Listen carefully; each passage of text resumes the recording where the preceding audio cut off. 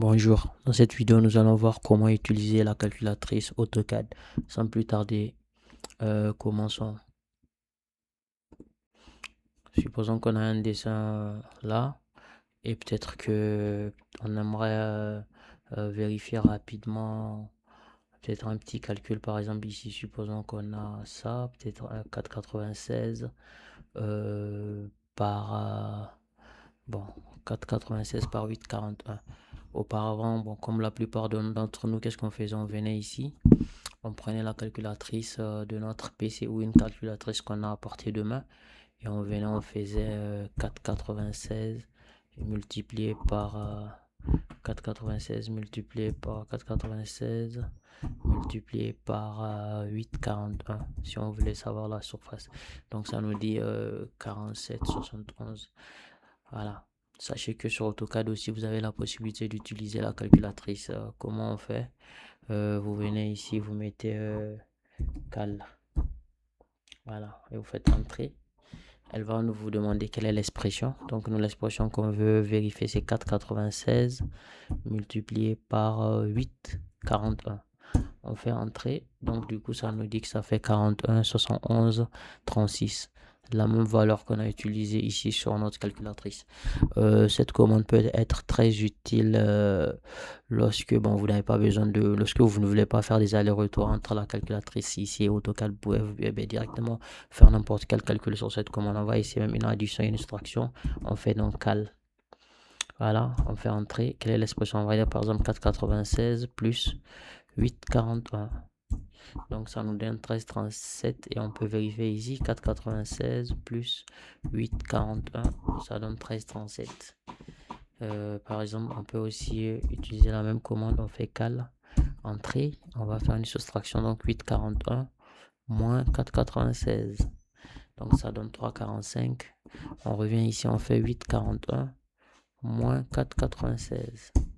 Ça donne 3,45. Donc vous voyez que cette commande peut être utile pour, pour faire des petits calculs simples.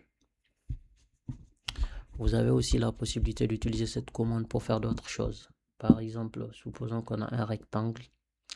Ici, bon, par exemple, un rectangle, on n'a pas les dimensions. Et que peut-être, et nous, on aimerait dessiner un cercle au fait, au milieu de ce rectangle-là.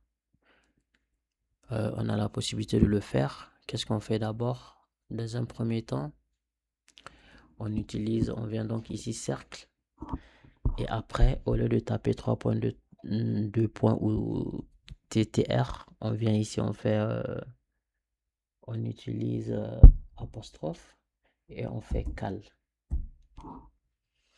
On fait cal, on fait entrée et là, elle va nous demander l'expression. Donc, l'expression, on va dire que on veut un cercle qui va être au milieu de ce rectangle-là. Donc, on ouvre les parenthèses, on met end, donc fin, plus end, on ferme les parenthèses et on fait par exemple diviser par 2.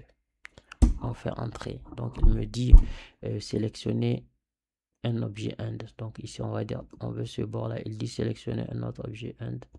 On va être là. Voilà. Et là, on aura la possibilité de placer ce cercle-là au milieu.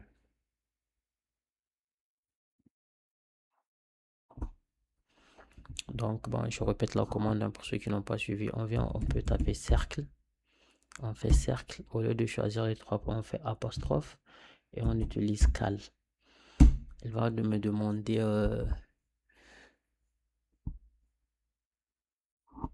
quelle est la formule. Donc, je dis end plus end divisé par 2. Donc, je vais ici, voilà. Donc, j'ai mon cercle que je pourrais dessiner ici. Après, je peux définir voilà, ces dimensions. Donc, j'ai mon cercle qui est ici. Voilà. Et après, par exemple, on peut aussi l'utiliser lorsque, par exemple, bon, on a deux lignes, par exemple. Moi, je désactive ça. Par exemple, on a deux lignes ici. On a deux lignes, bon, deux lignes ici qui sont peut-être, bon, peut-être pas parallèles, mais bon, qui sont espacés d'une certaine distance. Et que, bon, on aimerait peut-être appliquer la même distance sur une autre ligne. Bon, je vais la faire peut-être d'une autre couleur, peut-être ça. Voilà, de cette couleur-là peut-être. Voilà, on aimerait décaler cette ligne-là de la même distance que celle-là, mais sauf que moi, je connais pas la distance là. Alors, comment faire? Je vais taper la commande décaler. Donc, je viens ici, je fais entrée. Comme tout à l'heure, il va me demander ici spécifier la distance. Et moi, je vais dire 10. Donc, je fais entrée.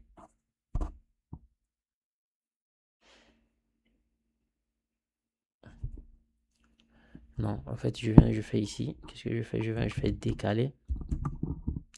Entrée. Après, je fais comme tout à l'heure, apostrophe, cal. Après, elle va me demander l'expression. Moi, je vais dire 10, donc pour dire distance. Et elle va me dire de sélectionner les extrémités. Donc, je dis, je vais ça et ça. Donc, j'ai la distance. Vous voyez la distance, c'est elle qui est en bas ici. C'est écrit 11,09, etc., etc. Donc, je vais appliquer cette même distance ici. Donc, je viens là, je fais tac et j'applique la même distance.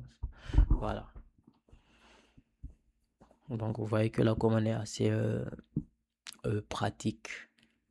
Surtout lorsque peut-être on a des éléments qu'on aime reproduire les distances, mais dont on ne connaît pas les distances. Donc, on peut utiliser cette commande-là. Je reprends pour ceux qui n'ont pas suivi ou qui n'ont pas compris. J'ai deux lignes qui sont espacées d'une certaine distance que je ne connais pas. Et j'aimerais appliquer la même distance sur cette ligne-là. Que faire? Donc, je viens ici, je vais décaler. Donc là, la commande va sortir. Au lieu d'utiliser la commande, je fais apostrophe, je mets cal.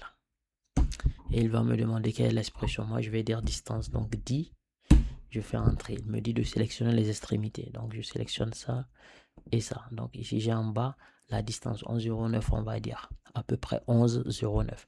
Alors il va me dire de maintenant de sélectionner l'objet à décaler. Donc l'objet à décaler, ça sera celui-là. Et je sélectionne. Et là, à ce moment-là, j'ai la même distance. Voilà, c'était cette commande que je voulais partager avec vous. J'espère qu'elle vous sera utile. Si cette vidéo vous a été utile, alors n'hésitez pas à vous abonner, à faire des commentaires. Pour ma part, je vous dis à la prochaine pour une autre astuce auto